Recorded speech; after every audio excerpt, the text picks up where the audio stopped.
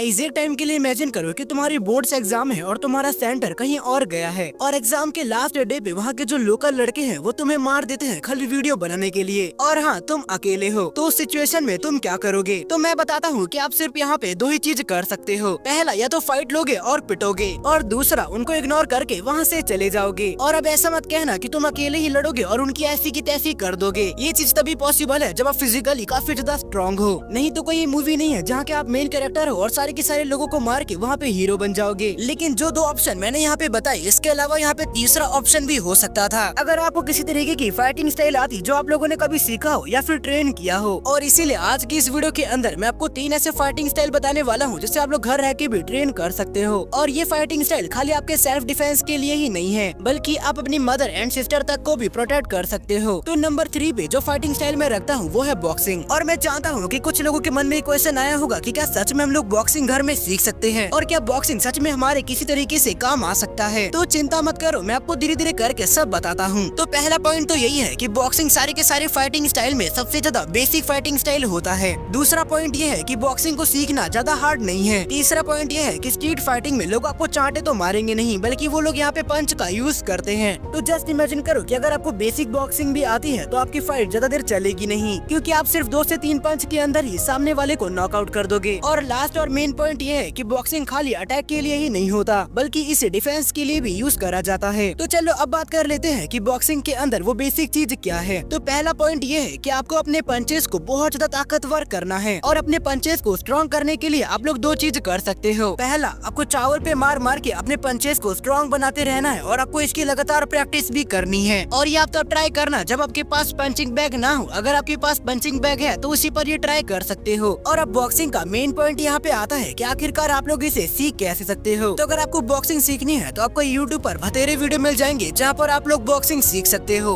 और वीडियोस देखने के बाद आप लोग शैडो बॉक्सिंग की भी प्रैक्टिस कर सकते हो। तो बेसिकली शैडो बॉक्सिंग ये होता है कि आपको मिरर के अंदर देखकर अपनी बॉक्सिंग को और ज्यादा इम्प्रूव करना होता है। और अगर आप लोग बेसिक बॉक्सिंग भी सीख जाते हो तो इतना ही काफी है सामने वाले ओपोनेंट को पूरी तरीके से डिस्ट्रॉय करने के लिए। और दूसरे फाइटिंग स्टाइल पे जाने से पहले मैं आपको एक वार्निंग भी देना चाहता हूँ कि बॉक्सिंग जितना आपके लिए हेल्पफुल है उतना ही सामने वाले के लिए काफी ज्यादा डेंजरस है, क्योंकि कई बार सामने वाला पर्सन इससे इतना इंजर्ड हो जाता है कि उसकी जान तक भी चली जाती है। तो चलो गाइस अब बात कर लेते हैं सेकंड फाइटिंग स्टाइल के बारे में, जो कि है मुआय थाई। और सिंपल शब्दों में मुआय थाई को 8 वेपन स्किल्स भी कहा जाता है। बेसिकली आपको मुआय थाई के अंदर कोनिया, घुटने और किक्स का यूज करना होता है। और ये एक ऐसा फाइटिंग स्टाइल है जो कि कई जगहों पर बैन है। मुआय थाई के अंदर हर एक अटैक एक क्रिटिकल स्ट्राइक जैसा होता है, जो कि बॉक्सिंग के कंपैरिजन में 2 गुना ज्यादा डैमेज देता है, क्योंकि इसमें आप अपने बॉडी के वो पार्ट्स यूज करते हो जो कि ऑलरेडी पहले से ही काफी ज्यादा खतरनाक होते हैं और आपको उन्हें ट्रेन करने की ज्यादा जरूरत नहीं पड़ती। और मुआय थाई के अंदर घुटने और कोनिया 2 ऐसी चीज है जो कि आपके खाली क्लोज कॉम्बैट में ही काम आ सकती हैं। और वही अगर बात रही किक्स की, तो इसके लिए आपको बीच में डिस्टेंस को कवर करना होगा और साथ ही किक्स को परफॉर्म करने के लिए आपको अपनी बॉडी को फ्लेक्सिबल भी बनाना होगा। एंड गाइस अब बात कर लेते हैं कि आखिरकार आप लोग मुआय थाई को कैसे सीख सकते हो। तो इसे भी आप लोग यूट्यूब पर सीख सकते हो, जहाँ पे मुआय थाई के लिए आपको काफी सारी वीडियोस देखने को मिल जाती हैं। और मुआय थाई को अच्छे से सीखने के लिए आपको शैडो फाइटिंग करनी है। हाँ, वहीं शीशे में देखकर अपने फाइटिंग स्किल्स को इम्प्रूव करना। साथ ही आप कोहनिया, घुटने और किक्स की प्रैक्टिस को पंचिंग बैग पर कर सकते हो, ताकि आपके कोहनिया, घुटने और किक्स और ज्यादा पावरफुल हो जाएं। और इसके लिए भी एक वार्निंग है कि आप इसको भी करते टाइम थोड़ा ध्यान रखना, क्योंकि मुआय थाई की वजह से लोगों को काफी ज्यादा भयानक इंजरीज आती है। कुछ इंजरीज तो ऐसी होती है कि लोग उसे अपने पूरे लाइफ भी ओवरकम नहीं कर पाते। एंड गाइस अब मैं जो आपको थर्ड फाइटिंग स्टाइल बताने वाला हूँ ये है एर्नेस्ट फाइटिंग स्टाइल। और मैंने आपको अभी तक जो दोनों फाइटिंग स्टाइल बताई है वो इसके सामने कुछ भी नहीं है, और इसे one of the brutal fighting style भी कहा जाता है। और ये फाइटिंग स्टाइल आप लोग उस सिचुएशन में यूज करना जिस सिचुएशन में आप लोग कुछ भी ना कर सकते हो। तो चलो अब बात कर लेते हैं कि आखिरकार ये एर्नेस्ट फाइटिंग स्टाइल होता क्या है। तो एर्नेस्ट फाइटिंग स्टाइल एक ऐसा फाइटिंग स्टाइल है जहाँ पर आप लोग किसी भी चीज को अपने वेपन की तरह यूज करते हो,